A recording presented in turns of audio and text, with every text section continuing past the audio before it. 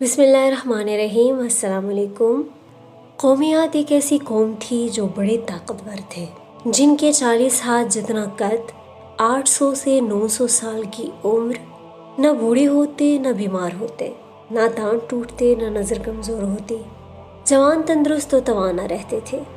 بس انہیں صرف موت آتی تھی اور کچھ نہیں ہوتا تھا۔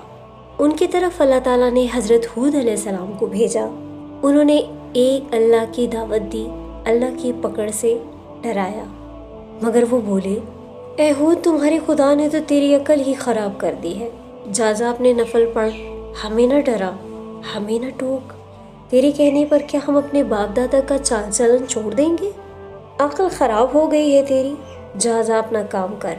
آیا بڑا نیک چلن کا حاجی نمازی، تیرے کہنے پر چلیں تو ہم تو بھوکے مر جائیں۔ انہوں نے شرک، ظلم اور گناہوں کے طوفان سے اللہ کو للکارا۔ تکبر اور غرور میں بدمست بولے، کوئی ہے ہم سے زیادہ طاقتور تو لاؤ نا، ہمیں کس سے ڈراتے ہو؟ خدا نے قرآن میں فرمایا، بسم اللہ الرحمن الرحیم، فَأَمَّا عَادٌ فَاسْتَكْبَرُوا فِي الْأَرْضِ بِغَيْرِ الْحَقِّ وَقَالُوا مَنْ أَشَدُّ مِنَّا قُوَّةً أَوَلَمْ يَرَوْا أَنَّ اللَّهَ الَّذِي خَلَقَهُمْ هُوَ أَشَدُّ مِنْهُمْ قُوَّةً وَكَانُوا بِآيَاتِنَا يَجْحَدُونَ۔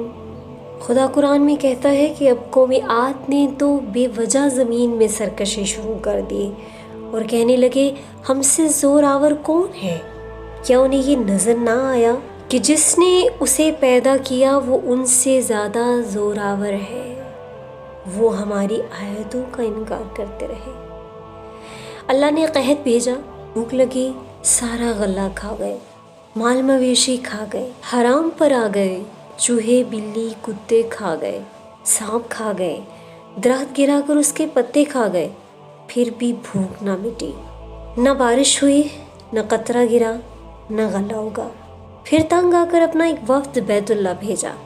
ان کا دستور تھا کہ جب مصیبت آتی تو اوپر والے کو پکار اٹھتے، جب دور ہو جاتی تو اپنے بتوں کو پوجنے لگتے۔ وفد بیت اللہ گیا اور کہا کہ ہمارے لیے اللہ سے دعا کرو کہ بارش برسائے۔ اللہ نے 3 بادل پیش کیے، کالا، سفید، سرخ۔ اللہ نے فرمایا، ان میں سے ایک کا انتخاب کرو۔ انہوں نے آپس میں مشورہ کیا کہ سرخ میں تو ہوا ہوتی ہے، سفید خالی ہوتا ہے، کالی میں پانی ہوتا ہے، بس کالا مانگو۔ اللہ تعالیٰ نے کہا، واپس پہنچو، بادل بھیجتا ہوں۔ وہ خوشی خوشی واپس آئے، سب لوگ ایک میدان میں جمع ہوئے۔ بادل آیا، وہ ناچنے لگے کہ اب بارش ہوگی، قحط مٹے گا، کھانے کو ملے گا۔ کیا پتا تھا کہ وہ بارش نہیں، اللہ کا عذاب ہے، جو تم خود سے کہتے تھے کہ لے جس سے ہم کو ڈراتا ہے۔ اس بادل میں ایسی تند و تیز ہوا تھی کہ جس نے ان کو اٹھا مارا، ان کے گھر اڑا دیے۔ 60 ہاتھ کے قد اور لوگ تنکوں کی طرح اڑ رہے تھے۔ ہوا ان کے سروں کو ٹکراتی تھی، اتنی زور سے ٹکراتی کہ ان کے بھیجے نکل نکل کر منہ پر لٹک گئے۔ بعض لوگ بھاگ کر غار میں گھس گئے کہ یہاں تو ہوا نہیں آ سکتی، مگر میرے رب کا حکم ہو کر رہتا ہے۔ ہوا غار میں بگولے کی طرح داخل ہوتی اور ان کو باہر اٹھا کر پھینک دیتی۔ اللہ نے فرمایا، فَهَلْ تَرَى مِن بَاقِيَةٍ، کیا کوئی باقی بچا ہے؟ جب تم اللہ کے اور اس کے رسول کی نافرمانی کرو گے تو اللہ تم پر ایسی جگہ سے عذاب بھیجے گا جہاں سے گمان بھی نہ ہوگا۔ جو گناہ قوم عاد نے کیا، کیا وہ ہم نہیں کر رہے؟ کیا ہم اللہ کی حدوں کو پار نہیں کر گئے؟ کیا ہم نے اللہ کو اپنی نافرمانی سے نہیں للکارا ہوا؟ ہمیں چاہیے کہ توبہ کریں، ہمیں چاہیے اللہ سے ڈرے، ہمیں چاہیے کہ قرآن پڑھیں۔ جن گناہوں کو ہم معمولی سمجھتے ہیں، اللہ نے ان گناہوں پر پوری پوری قومیں زمین بوس کر دی ہیں۔